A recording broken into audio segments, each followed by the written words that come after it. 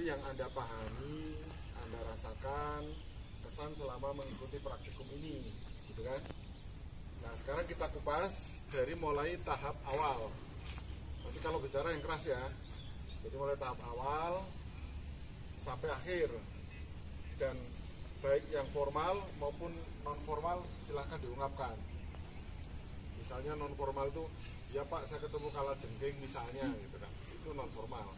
Tapi kalau formal kan terkait alat, terkait penyiraman telat dan sebagainya. Oke, tidak harus semua ngomong, tapi saya ingin melihat keaktifan. Jadi ya pengen ngomong langsung tunjuk jari, saya Ita ngomong gitu ya, karena saya belum apa lamanya. Oke, saya coba pancing dengan pertanyaan sesuka saya. Yang pertama, ya, bahwa praktikum MPP ini adalah praktikum yang dilaksanakan setelah Anda kira-kira 2 tahun online, ya kan? Terus kemudian Anda tahu-tahu offline bisa ketemu teman-temannya di kebun ini, ya, berhari-hari, berminggu-minggu. Bagaimana kesannya? Silahkan. Ya. Saya izin menjawab. Mendekat. Kesan dari praktikum MPP ini yang dimana setelah 3 semester itu online, terus semester 4 udah mulai offline, terus jumpa kawan-kawan tuh kesannya beda dari yang online ke offline. Terus bedanya di mana? kalau online tuh kan individu ya kan Pak.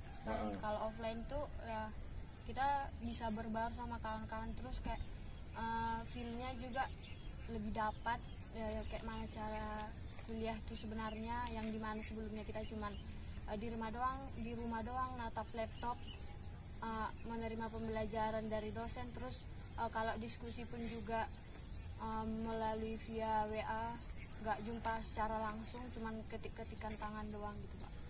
Oke, pertanyaan berikutnya, ada nggak yang sampai baper? Saya tunjukin bapernya ya. Disuruh pulang nggak pulang-pulang, karena masih nunggu teman-temannya, alasannya kan begitu. Tapi aslinya kan karena pengen bersama-sama dengan teman kan, betul nggak? Gimana? Silahkan, yang ada pengalaman itu. Ibaratnya kan sampai diusir-usir, pulang gitu, nggak pulang-pulang. Nggak ada. Oke. Sekarang kesan yang kedua atau tanggapan yang kedua. Praktikum MPP tahun ini itu kita tambah dengan namanya pengenalan pertanian. Yaitu Anda keliling dari sana, sini, pengenalan kebun ya. Dengan segala aktivitasnya, dengan segala komoditasnya. Ada berbagai tanaman, ada rumah kaca, kolam, ada juga lahan, ada lokasi tempat duduk nongkrong yang nyaman di bawah pohon dan sebagainya. Nah, apa kesan Anda ketika mengikuti khusus acara itu? Silahkan. Ya. Saya Pak Setia Berpratiwi, izin menjawab. 011 izin menjawab. Selama mengikuti hari kedua setelah technical meeting itu, yang dirasain senang karena kan ternyata ini kebun Wedo Martani, ternyata ini teman-teman, ternyata ini ada dosen yang bantu dan ada asisten juga yang ngebantu, dan di situ tuh jadi nambah pengalaman, jadi nambah pengetahuan gitu. Ternyata ini tempatnya ini untuk yang ini gitu, misalnya greenhouse itu ini tempatnya untuk ini gitu. Ya, sebenarnya materi itu lebih cocok ketika Anda pertama kali masuk kampus. Jadi pas ospek atau semester pertama dikenalin ini kebun dengan segala isinya. Tapi kan kemarin online. Karena online itu maka kita susupkan di acara itu pas Anda pertama kali masuk ke kampus. Yang kedua, ketika kita kalau nggak salah sekitar 2 atau 3 kali kan dikumpulin di lapangan itu. Memang sengaja itu dikumpulin bareng-bareng biar Anda ngumpul, ketemu banyak orang gitu. Ada kesan? Ketika di ini loh yang ada tulisan Fakultas Pertanian itu kan kumpulin bareng tuh. Kumpulin, kalau sidang namanya sidang pleno gitu kan, bareng-bareng gitu. Ada kesan nggak? Saya Pak. Ya. Perkenalkan, saya Morgariska Amalia, NIM 009. Untuk pengumpulan teman-teman di lapangan secara bersama-sama, kesan saya sendiri itu kan pertamanya kita belum pernah jumpa, dan di situ kita jumpa, jadi tahu oh ini si ini orangnya kayak gini rupanya. Kayak bentuk secara fisiknya kita tahu kan, kalau di Zoom aja kan nggak nampak gitu ya. Jadi kan kalau ngumpul jadi nampak secara jelas orang yang ini kenal. Tapi itulah kendalanya kan banyak pakai masker, jadi nggak malah nampak kali gitu, tapi tahu lah gitu. Gitulah sih Pak. Jadi kayak kenal aja semua. Ya, kecuali yang di depan ya. Kan saya sengaja buka kan. Ya. Tapi antara Anda pun, antar kelompok pun kemarin masih lirik-lirian kan. Karena pakai masker. Dan memang lucu kemarin itu wong maskeran kok foto bersama. Itu kalau dilihat 4 tahun lagi udah bingung. Ini siapa ya? Ini siapa ya? Nggak ingat karena kita nginget itu biasanya dari wajah kan gitu. Oke, terus berikutnya kita gali kesan-kesan ini, dan kalau bisa semua bisa ngomong ya. Berikutnya adalah tahap persiapan penanaman. Biji yang sangat kecil, benih yang sangat kecil, Anda masukkan. Kesan-kesannya gimana? Ya. Oke. Mungkin kalau dari aku kesan-kesannya, mungkin sebelumnya aku belum pernah kalau melakukan persemaian kayak gitu. Mungkin itu juga pertama kalinya ngelakuin persemaian. Jadi mungkin di situ aku dapat hal baru dan tahu kalau oh cara persemaian tuh seperti ini gitu. Mungkin tadinya kan cuma belajar materi doang kan, belajar teori nggak praktek langsung. Mungkin waktu itu bisa praktek langsung cara persemaian yang sebenarnya seperti itu, dibutuhkan polybag yang sangat banyak dan kecil-kecil, dan dibutuhkan penelitian karena bijinya sangat kecil dan kita harus bisa melubangi setiap polybagnya, dan harus pas antara pelubangan dengan pemasukan bijinya, terus juga polybagnya itu ditutup lagi. Dan di situ juga dapat kenalan juga sama teman-teman mungkin dari kelompok lain yang saat persemaian kita nggak cuma sekelompok, kita ada deketan sama kelompok lain yang kita bisa sharing-sharing juga, ngobrol-ngobrol segala macam. Dan itu kan juga kalau nggak salah persemaian pertama kalinya pas kita ketemu juga di hari MBP praktikum ini. Jadi mungkin kalau dari aku seperti itu. Kan instruksinya 2 biji per lubang. Prakteknya 3 sampai 4. Betul nggak ya? Sampai 7 juga Pak ada.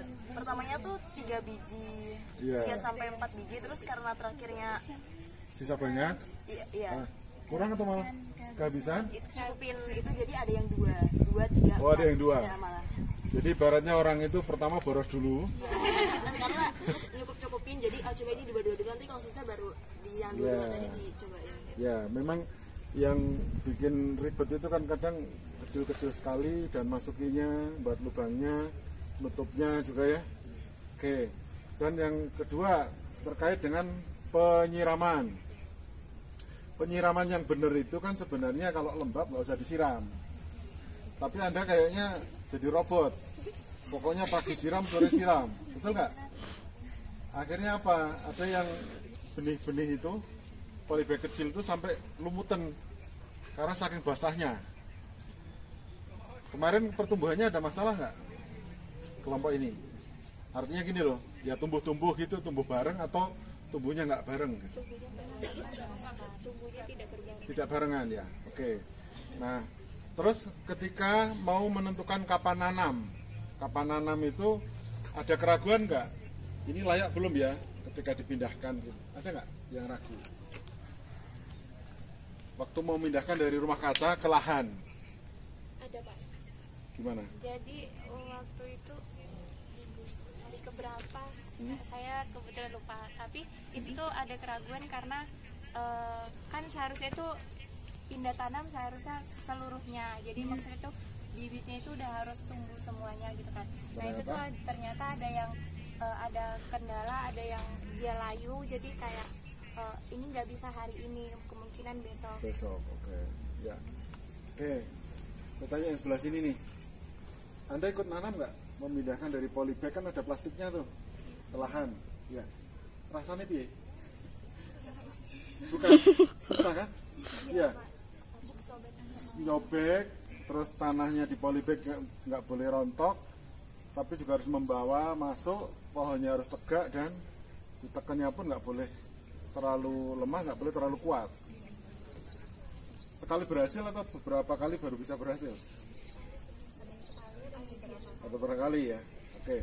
Dan kadang kalau sudah terlanjur bibitnya itu satu polybag isi 4 kan harus dibagi. Bagi juga susah kan itu?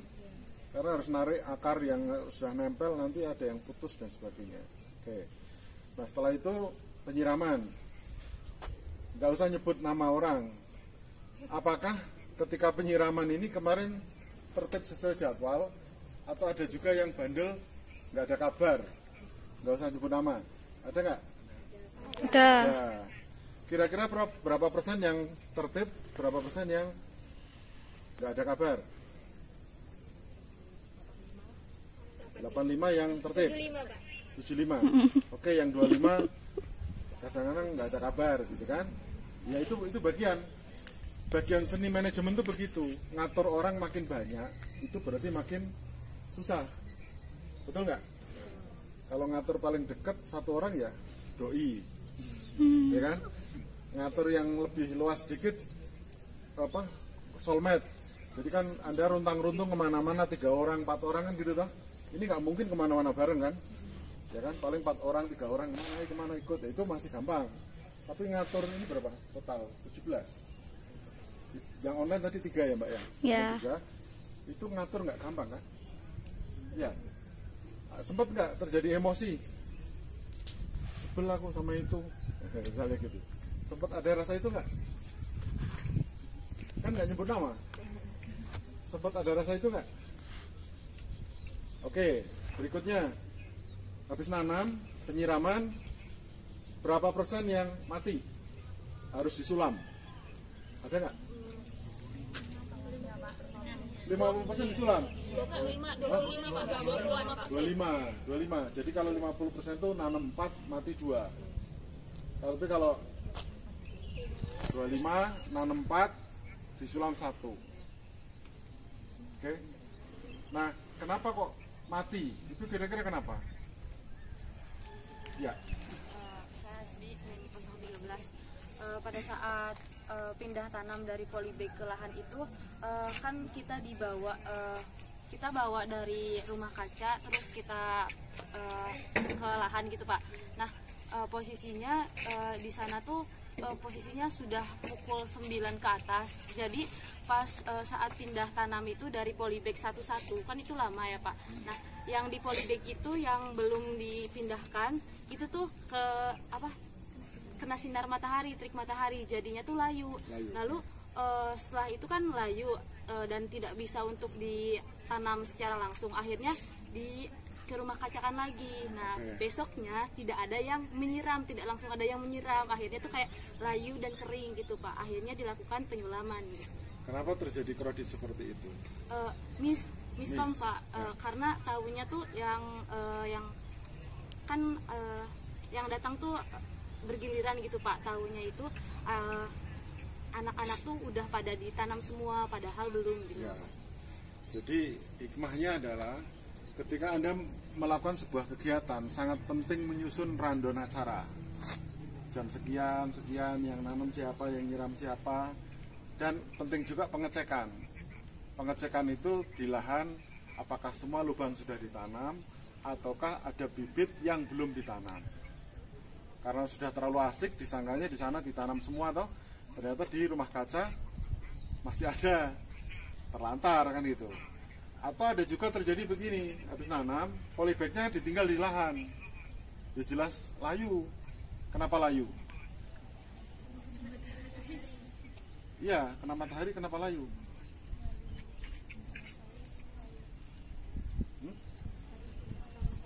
Ya semua butuh air. Karena masih kecil, yes, betul. Karena masih kecil.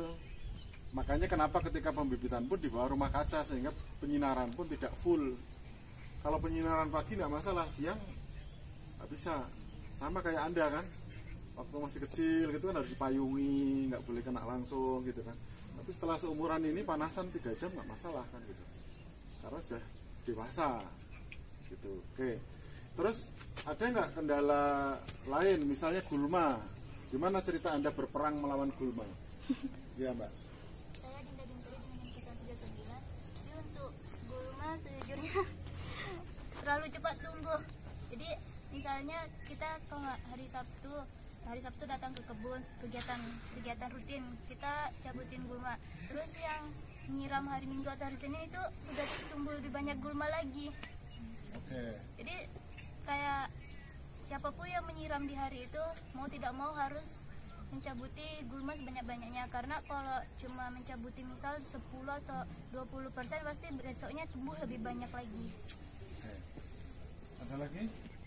Gulma? Cukup ya. Jadi gulma itu sebenarnya cukup kalau Anda 15-17 orang tertib disiplin setiap hari penyiangan, karena itu gulma kan luar biasa. Tapi kan masalahnya ketika ada jadwal si A dan si B ke lapangan, nyiram tok nggak mau nyabutin, kan menjadi beban jadwal berikutnya. Yang berikutnya pun sama ternyata, beban lagi berikutnya, akhirnya numpuk. Tersadar setelah seminggu, nah rumputnya udah banyak lagi gitu. Ketika kebanyakan Anda di situ, ya panas gitu, belum selesai udah pulang, kan gitu toh. Itu akhirnya apa? Hikmahnya apa? Sehingga ketika masalah itu ditunda, lama-lama makin besar, dan ketika makin besar Anda pun akan semakin kewalahan untuk mencari solusinya. Begitu. Nah, setelah perawatan, penyulaman, kemudian pemanenan, sempat nggak terpikir gini, nggak usah diolah aja lah, dijual seger biar cepat selesai gitu? Ada nggak pikirannya gitu? Yuk, siapa yang belum ngomong nih? Baju putih. Yuk. Terpikir untuk tidak mengolah karena ada keterbatasan dari tempat dan bahan, dan maupun teman-teman itu kan kemarin sudah mepet waktu mau untuk balik kampung gitu Pak. Jadi kita ada sedikit terburu-buru untuk pengolahannya. Oke. Dan akhirnya diolah apa? Katanya aku mau dikasih cicipan tapi nggak ada yang nganterin ke rumah. Sudah itu Pak. Sudah habis. Sudah habis. Oh, habis. Oh, luar biasa. Yang diolah berapa banyak? Dari yang dipanen, sisa panen itu sebenarnya nggak diolah semuanya, tapi yang udah jadi itu jadinya itu 20-an lebih, 23. 22 laku berapa rupiah? Udah 10.000 Satunya 10.000 kali 22. Wow, luar biasa. Itu resep jualnya bagaimana sih? Maksain orang suruh beli? Hah? Atau ada yang murni? Murni itu misalnya ada yang pesen di Instagram, dari WhatsApp Pak. Oh, WA. WA ke siapa? Ke ini di story kan ada ininya, poster. Ada teori postingan itu nggak akan dibaca, tapi story itu sering diintip orang, betul? Jadi malah kalau jualan itu lebih efektif di story. Saya kalau masang di Facebook jarang komentar, tapi iseng di story WA atau story Instagram tuh ada yang inbox, wah enak Pak makanannya misalnya gitu. Itu satu. Jurus yang kedua, apa namanya, bisnis hack ya? Apa itu pengertiannya? Artinya Anda menjual langsung ke orangnya. Bahasa kita sih langsung inbox. Karena kalau ditayangkan di Instagram, tayangkan di website, di Facebook, belum tentu. Tapi kalau langsung door to door, entah tante, entah om, entah teman seangkatan, teman SMA yang punya sejarah kenal dengan Anda, langsung sodorin, kebetulan kok rumahnya dekat bisa dianterin gitu. Ini mau nyoba nggak ini hasil karya kami misalnya gitu, dengan bahasa marketingmu. Dan itu langsung kejual hari itu juga. 2 hari. Oke, 2 hari. Tapi luar biasa. Pertanyaan terakhir deh. Apa hebatnya menjual langsung dengan menjual diolah? Plus minusnya apa? Langsung seger, petik, langsung paling dikemas label saja terus jual segar, ataukah diolah? Plus minusnya seperti apa? Mas.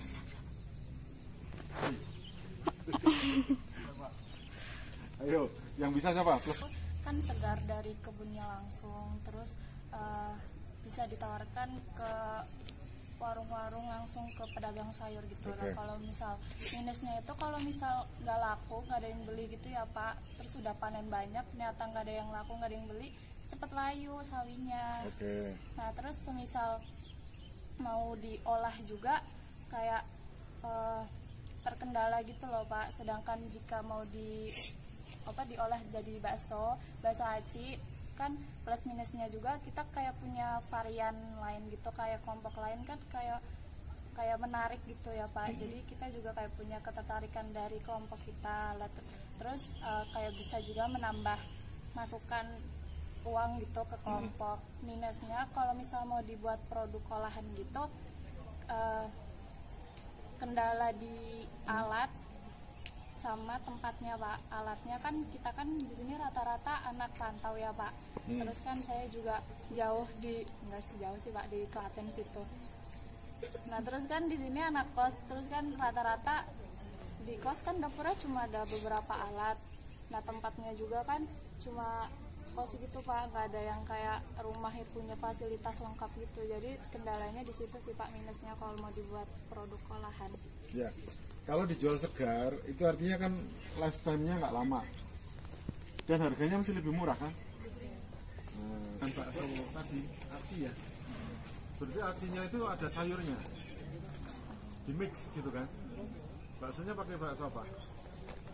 Ayam atau ikan atau apa Mbak? Bahan-bahannya tuh ada tepung tapioka sama terigu. Bakso aci itu nanti si warna hijaunya itu dari blenderan hasil dari sawinya, dari daun sawi. Nah udah gitu diperas, lalu airnya dimasukkan ke dalam adonan. Terus? Lalu udah gitu isiannya kami menggunakan suiran ayam yang ada 2 varian, yaitu yang original sama yang pedas atau yang mercon. Oke. Nah yang chefnya siapa? Hasbi Pak. Luar biasa, namanya siapa? Hasbi. Tepuk tangan buat Hasbi.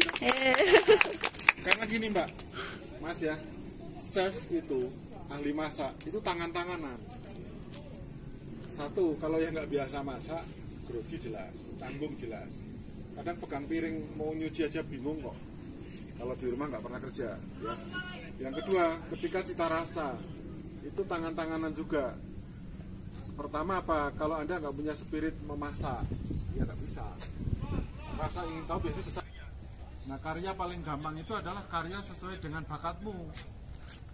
Kan bisa makanan pun ada makanan basah, ini kan basah, ada makanan kering, misalnya makanan lebaran itu kan, ya kue-kue, ya bisa 3 bulan gitu kan. Atau hasil karya, Anda rajin membuat hiasan-hiasan untuk bros, untuk masker, untuk jilbab gitu kan. Atau yang lainnya, bisa juga mungkin Anda jago editing film, ya kan, film-film yang kita lihat suasana kebun sebenarnya biasa kan, tapi kalau Anda pakai kemas dengan cara bagus itu kan jadi luar biasa, ya nggak? Nah temukan itu mumpung Anda belum lulus. Nanti kalau udah lulus bingung lagi, taunya cuma ngirim lamaran. Kalau sekarang kan masih bisa mengeksplor bakat. Oke, sudah selesai. Sekarang saya buka apa yang